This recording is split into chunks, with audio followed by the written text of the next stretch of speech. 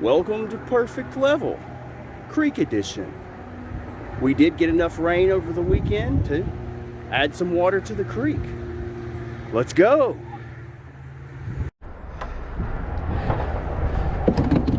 Let me talk about something really quick here. It is really messed up how some of the gates are being left shut, how access to the water is being denied, even though there is absolutely no reason to have the gates shut. This is a really low level. The water's barely moving. It's not even class whitewater or anything like that at all, but yet the gates are being left shut. Why are you making decisions for me personally? Why are you telling me that I can't go kayaking? It's not right. Who's in charge here? Who's making these decisions?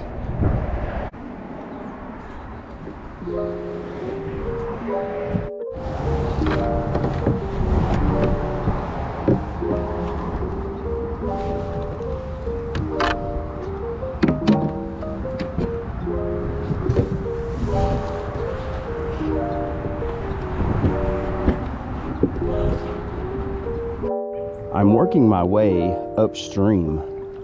The water does have a little bit of color in it. That's not necessarily a bad thing. The high today is going to be about 52 degrees. Right now it's about 43 degrees. It's going to be very windy today.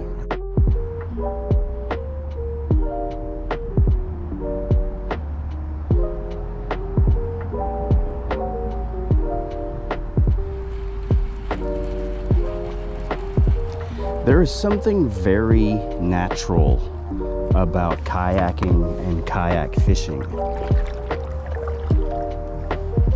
Now, what it is exactly, I'm not for certain. But the two fit very well. It's such a different experience when you're in a bass boat that is burning fuel and making lots of noise. I mean, don't get me wrong, I'm not hating on that. I really wished I had a bass boat. But there's something very natural about kayaking and kayak fishing. It's very smooth.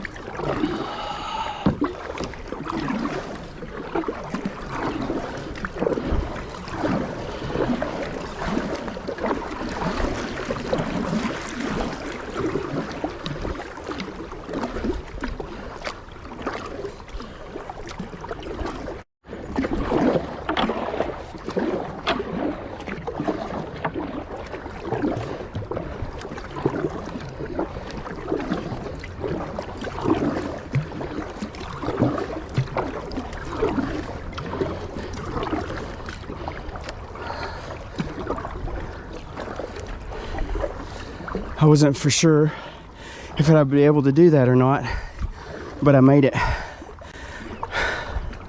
And that took a lot. I forgot about the old bridge here. Let's go.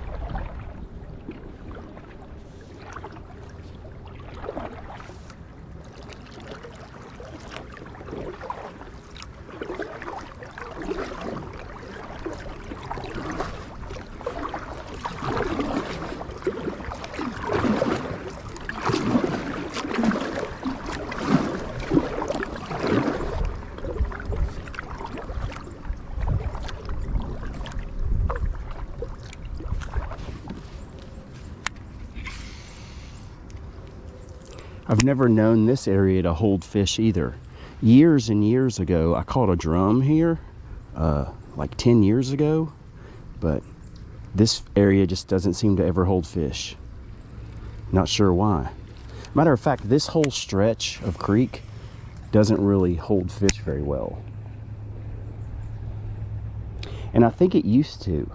Back when I first started kayaking, it used to hold fish. But something has changed, and I don't really know what it is. And for real, over the last 5 years, I don't think there's a lot of people that fish this stretch. Now, it does get a lot of use during the summer, recreational boaters and stuff, but that really shouldn't affect the fish that much. Maybe a little bit, but not huge amounts. I've always wondered if there's an oxygen problem with this stretch. For whatever reason, the oxygen content's a lot lower, but I'm not for certain.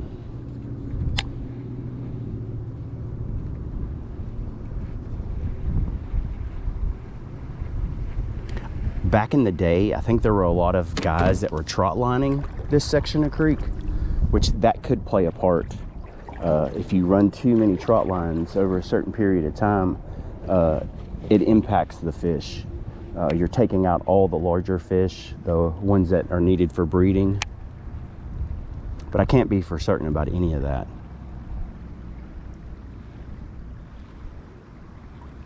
I actually haven't been on this stretch of creek in about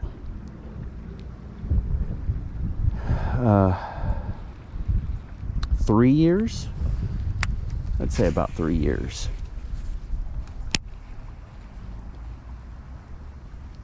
Which would have been right before the Rona. So right before the Rona, I paddled this probably with a couple of friends, and that was the last time. Ah, yes, the Rona. It's pretty wild how much that affected everything and everyone. There are people that I have not seen in years at this point, and there has been no communication whatsoever. And it's all because of that.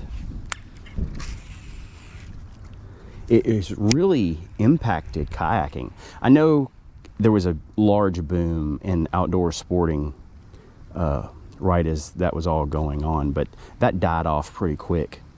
In this town alone, literally every person I know has a kayak or a canoe in their backyard, and they never use it, ever. They use it like once a year, that's it. And I feel like there's fewer people kayaking in this town than there was 5 years ago. The real boom happened in about 2012, 2013. That's when a lot of people were kayaking in this area. I'd kind of heard the same thing about Tennessee, but Tennessee's a little bit different. They were able to market themselves long time before Kentucky was, when it comes to creeks and streams and rental services and all that. That was a super random fish. Super random. No, he got off. It was a spotted bass. That was such a random bite. That fish was like on top of a rock in like 2 or 3 inches of water, and I saw him swim over and pick the bandito up. That was so random. And he got off. That was a spotted bass. He wasn't bad. Oh my gosh, I can't believe I just lost that fish. Well, I almost caught something today. What was that fish thinking? That was so funny. Mr. Spot. Well, it was good to fill the tug anyway.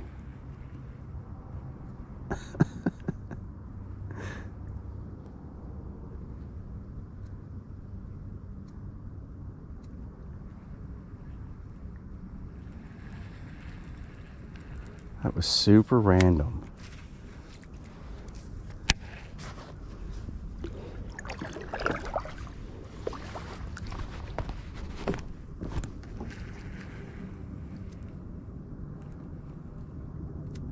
I really wish I could have landed him. That would have been nice. But considering I saw him slide right on top of that rock and pick it up.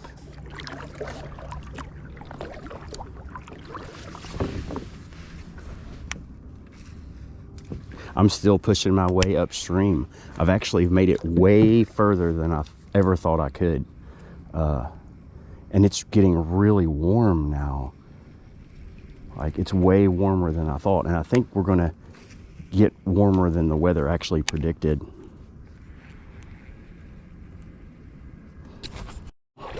Oh my gosh.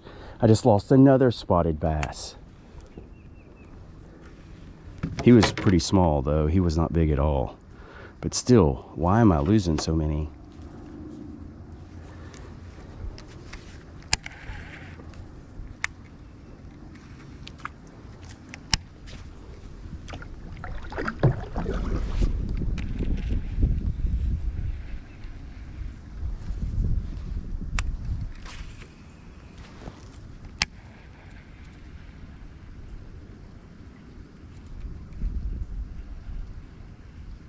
There's another one.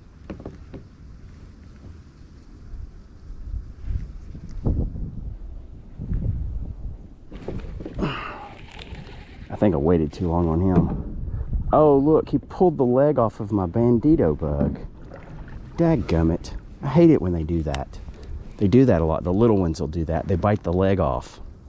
Dag. The legless bandito. Opening up a brand new pack of the Guggen bandito bug. The bug is the drug. Or so I've heard. I will say these black and blue ones seem to be the trick during the winter. They work really well. But I'm pretty sure any black and blue would really work. It doesn't have to be a bandito bug. But the bandito does swim really well. And its profile size, I think its profile size is fantastic.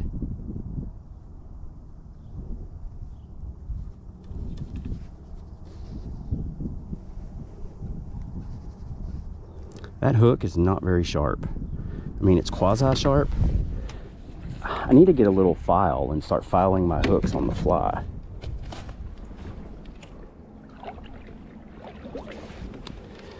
Well, let's see. I've lost 3 spotted bass. Well, that last one, I'm not for certain it was a spotted bass, but I'm pretty much for sure it was. So I've lost 3 fish today. That first one was a good size.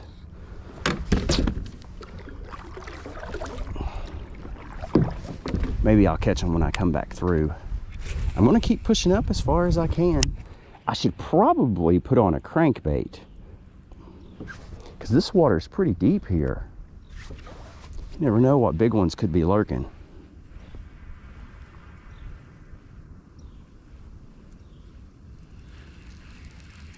So when a fish bites the leg off of one of the banditos, do you think he swallows it? Or does he realize it's not food and spits it out? I think they realize it's not food and they spit it out, but I could be wrong. I'm not for certain. It's interesting when you start watching YouTube fishermen and stuff, and you know, they clean fish pretty frequently, and it's rare that they find stuff inside of the fish. You know, like hooks and fishing line and like other random objects. I mean, they do sometimes, but for the most part, they really don't, which is interesting. Especially fish like trout. You would think you would catch a trout and it would just be full of all kinds of disgusting stuff, but it doesn't really happen very much. Very much.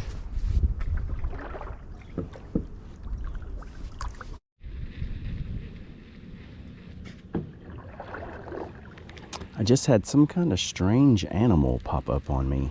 I don't know what that was. I kind of feel like it was a beaver, but I'm not for certain about that. Let's see if they bite lures. Do beavers like fishing baits? I have no idea what I would do if a beaver got hooked. I'd freak out, that's what I would do. I imagine a beaver would bite your fingers straight off if you messed with him. Okay, I might be calling it quits here. I don't see any more rocks as I look up, so I don't know if I will paddle any further than this point right here. This is a sizable bend. I don't know, let me scope a little bit here and see. It is now lunchtime. I have lost about 5 spotted bass today. The bite is super slow. I guess it's because the water is cold, but the sun is coming out and it's getting really warm. But I have a banana and I have some cashews for lunch. Yummy. Yummy.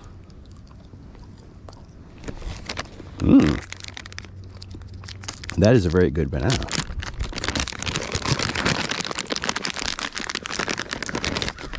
Big fan of the cashew. What do you think about cashews? I don't really like nuts, but I can eat cashews.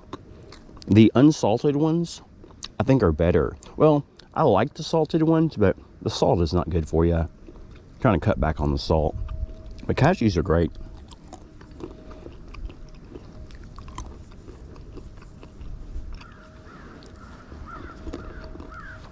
Banana.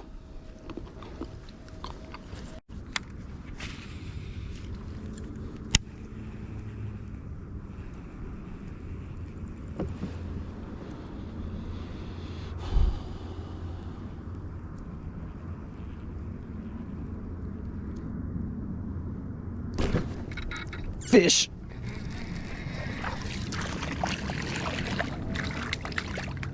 He's a little fella.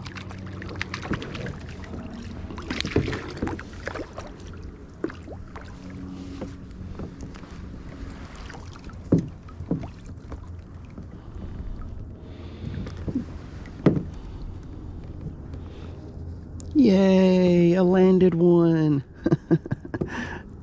Yay, I landed a fish.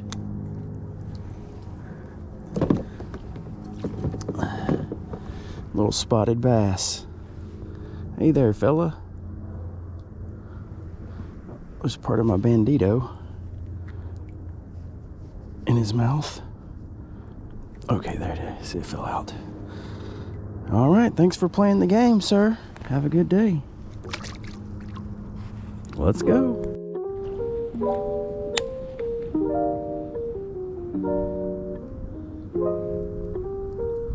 Oh, there's another one.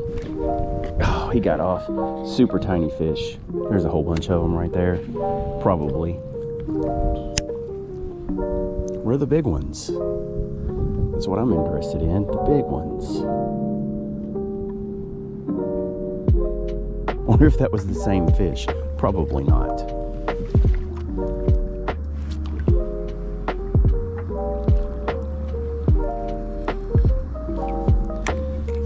Just a little fella.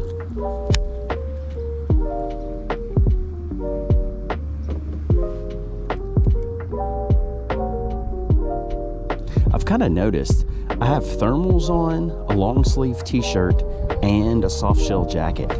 And because of the thickness of my clothes, it's hard to set the hook.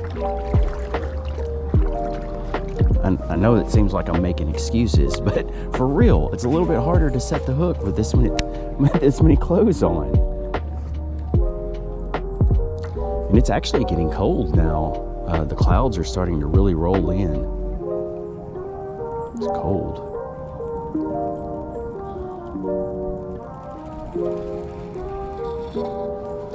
Well, I'm glad I landed a fish anyway.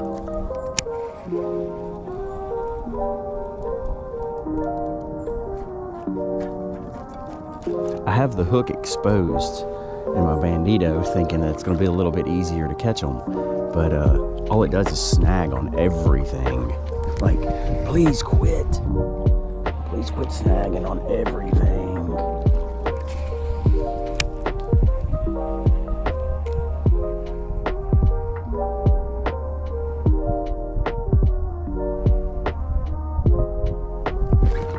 Fish. Terrible hook set. Terrible.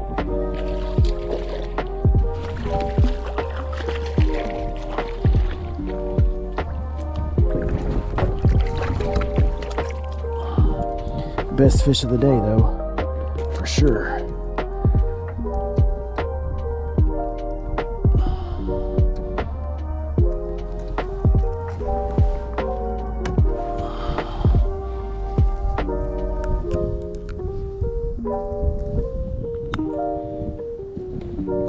Mr. Spotted Bass, good to see you, fatty.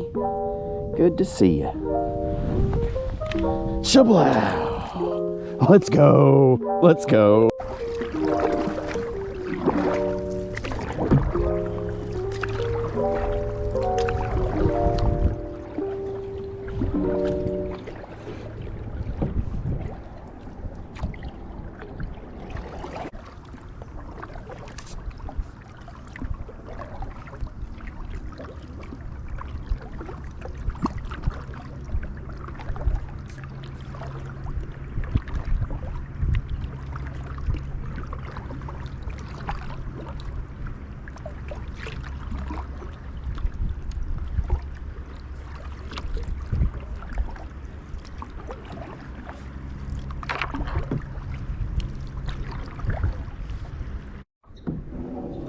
I think this is a beaver slide. You can see where the grass is worn away, where some sort of animal keeps going up and down, and a lot of the trees are missing bark, and I see a lot of smaller sticks that are missing all the bark. So I think those are beavers that are actually doing that. And I passed it upstream a little bit ago. I didn't have my camera on. I'm pretty sure that was a beaver den. There are a lot of vertical sticks that are very unnatural for that to occur just by the wind or the water. But these sticks that are missing the bark, for sure, I think that's where a beaver's been eating them. I see a lot of downed trees, but I think that's from the tornado that came through a couple of years ago.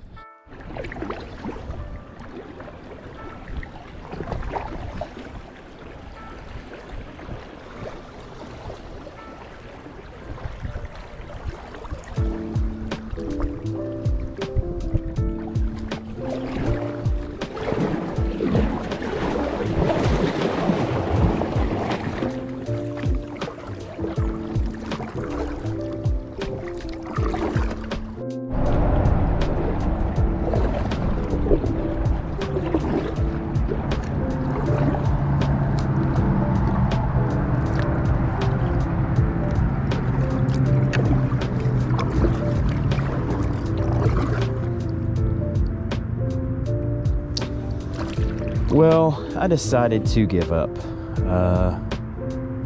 Thanks for watching. Please subscribe, and I'll catch you on the next one. Peace.